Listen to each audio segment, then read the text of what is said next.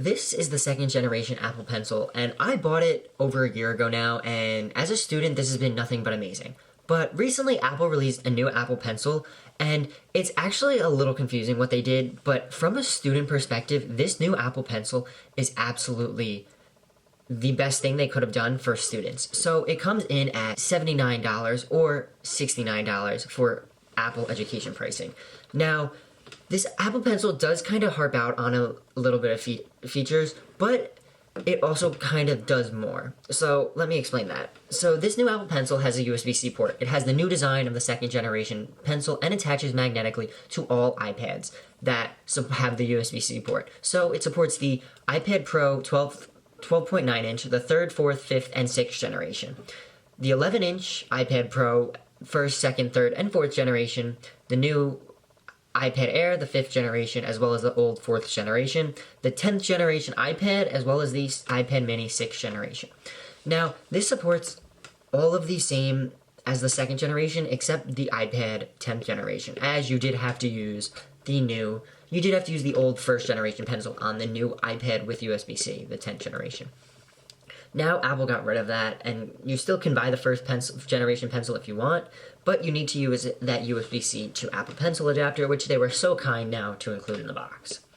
But this new Apple Pencil with USB-C takes a lot from the second generation. It has the same design, it has the flush side so it can magnetically attach, as well as the matte finish, which I'm a big fan of.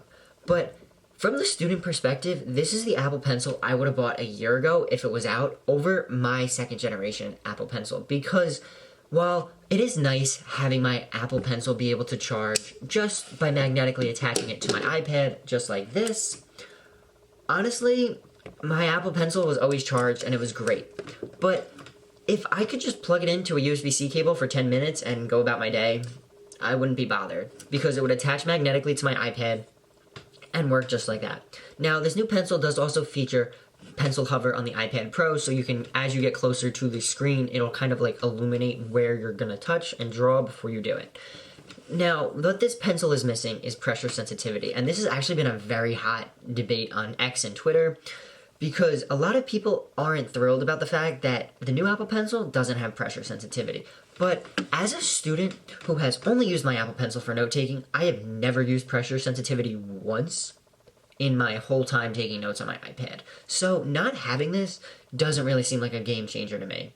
Because while it's on my Apple Pencil and my iPad, I don't really use it. Now, you do also lose the ability to double tap and change tools, but this is one of the most inconvenient features that I've personally tried to use, as whenever I'll be writing in the Notes app, I can just double tap to get to the eraser, and then double tap to go back to the pencil or pen or whatever I was using. This never worked for me.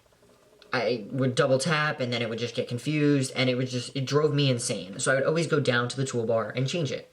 So I never cared for double tap to change for my tools.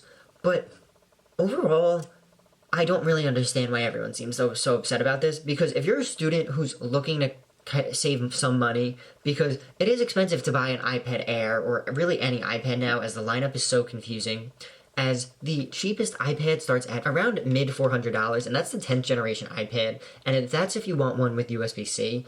So you're going to want that iPad plus $129 Apple Pencil, but for that one you have to go with the cheaper. It's so confusing, and now the Apple Pencil lineup is a little more confusing because of it.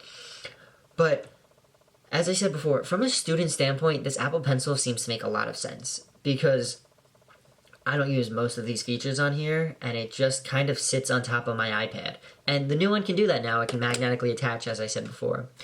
But overall, I think everyone's wrong. I think this is like the Apple Pencil SE kind of, and not special edition, student edition.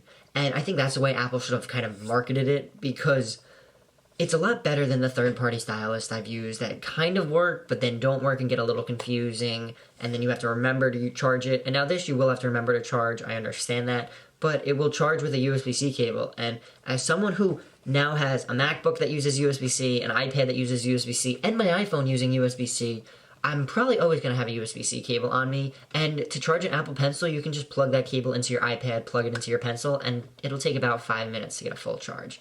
That's not long. And really, with how often I use my Apple Pencil, I could probably go a while without charging it. But I want to know your thoughts. Are you a big fan of this new Apple Pencil? Did you change your mind because of the way I'm seeing it as a student edition? Let me know with a comment down below, and if you're down there, if you want to hit like and subscribe, I'd appreciate that while you're down there. And I want you to remember, today's a good day to make a great day, and I'll talk to you in the next one. Peace.